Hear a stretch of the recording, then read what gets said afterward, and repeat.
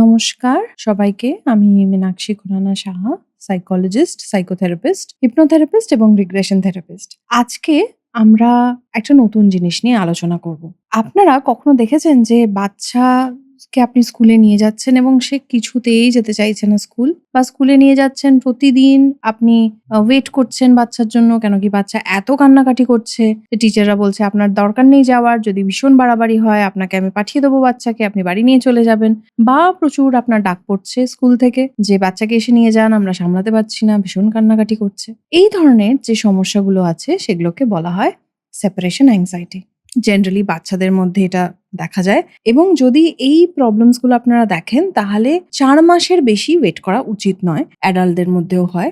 আগে বাচ্চাদেরটা একটু ডিসকাস করে নিই। সেপারেশন অ্যাংজাইটি এমন একটি অ্যাংজাইটি, এমন একটা ওয়ারি যেটা ভীষণভাবে এক্সেসিভলি বেশি, ভীষণ রেপিটেটিভ ভাবে বেশি, এবং তার সঙ্গে ডেভেলপমেন্টালি ইনঅ্যাপ্রোপ্রিয়েট।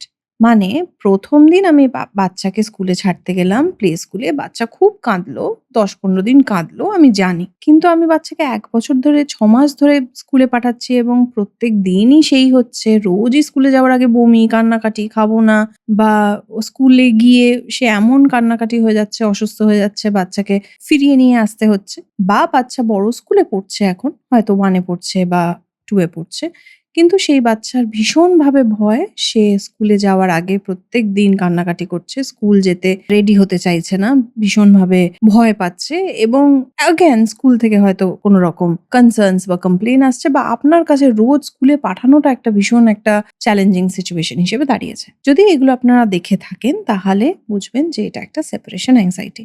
সেপারেশন অ্যাংজাইটি আমরা ছোট বাচ্চাদের মধ্যে মোস্টলি দেখি যখন তারা বাড়ি থেকে বা নিজের যে কমফর্ট জোন, সেটা নিজের মা হতে পারে বা বাবা-মা দুজনে হতে পারে, সেখান থেকে সে যখন দূরে যাচ্ছে এবং সেই দূরত্বটা সে কোনোভাবেই অ্যাকসেপ্ট করতে পারছে না, তার ভীষণভাবে ট্রাবল হচ্ছে, ভীষণভাবে অ্যাংজাইটি হচ্ছে, তার অ্যাডজাস্ট করতে ওখানে গিয়ে, নতুন জায়গায় গিয়ে ভীষণ অসুবিধা হচ্ছে। এবং সেখান থেকে কি হচ্ছে? মেল্টডাউনস, প্রচন্ড কান্নাকাটি, ভয়, শরীর খারাপ, বমি, বা অনেক সময় তারা প্যান্ট ভিজিয়ে ফেলছে, ওয়েটিং হয়ে যাচ্ছে। তো এই ধরনের কন্ডিশনস আসতে পারে।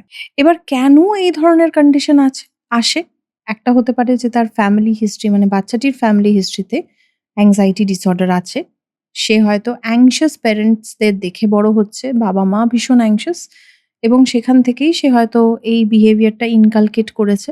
বা এটাও হতে পারে যে তার ফ্যামিলিতে হয়তো খুব একটা অস্থির পরিবেশ, যেখানে সে সবসময় ইনসিকিউর ফিল করে। বাবা-মা হয়তো তাকে ভয় পাওয়ায় যে, "তোমাকে আমি বোর্ডিং এ দিয়ে দেবো, তোমাকে আমি রেখে দেবো, তোমাকে আমি দরজায় বন্ধ করে দেবো।"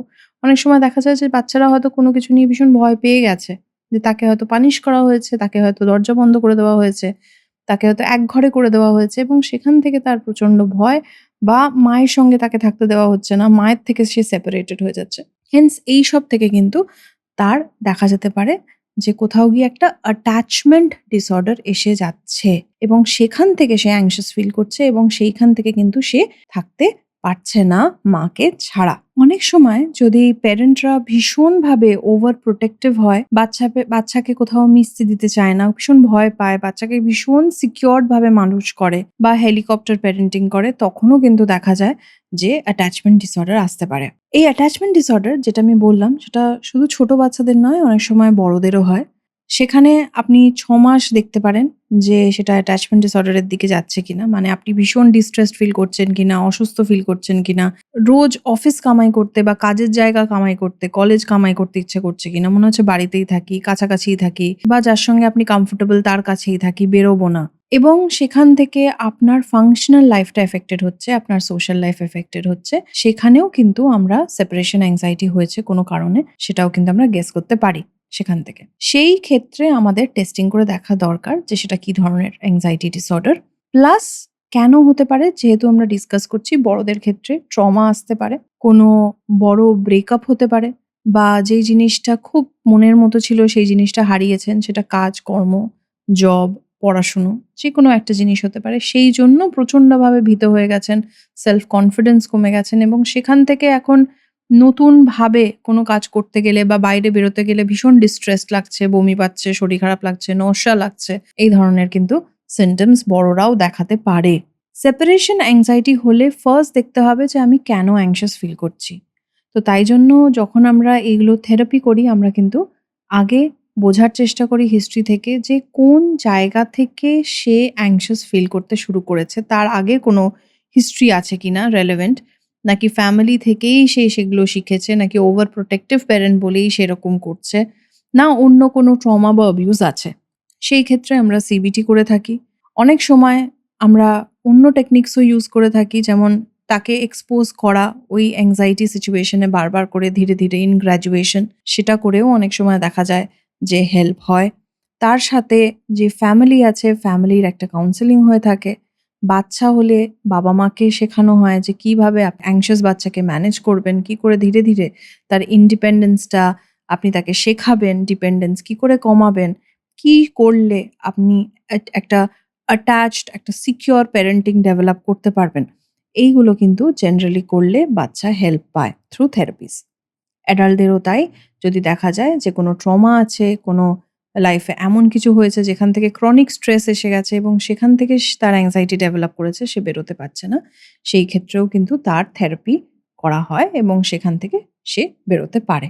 তাহলে যেটা জানার দরকার সেটা হচ্ছে যে এই ধরনের separation anxiety is not normal. যদি হয়ে থাকে তার কিছু একটা কারণ আছে। সেই কারণটা বের করার জন্য প্রপার হিস্ট্রি, প্রপার ট্রিটমেন্ট লাগে এবং সেটা করলে কিন্তু ধীরে, ধীরে এই মানুষজন ইন্ডিপেন্ডেন্স সিক করতে পারে। তাই জন্য যদি নিজের বাচ্চাদের মধ্যে এই ধরনের সমস্যা আপনি ৪ মাস টানা দেখছেন বা অ্যাডাল্ট কোনো ফ্যামিলি মেম্বার বা নিজের মধ্যে ৬ মাস টানা দেখছেন, যার জন্য আপনাদের ফাংশনাল লাইফ বা সেই মানুষটার functional life, professional life, personal life, social life, academic life affected হচ্ছে, তাহলে কিন্তু সেটা চিকিৎসা নেওয়া উচিত। সবাই ভালো থাকবেন, সুস্থ থাকবেন, এই কামনা রইল।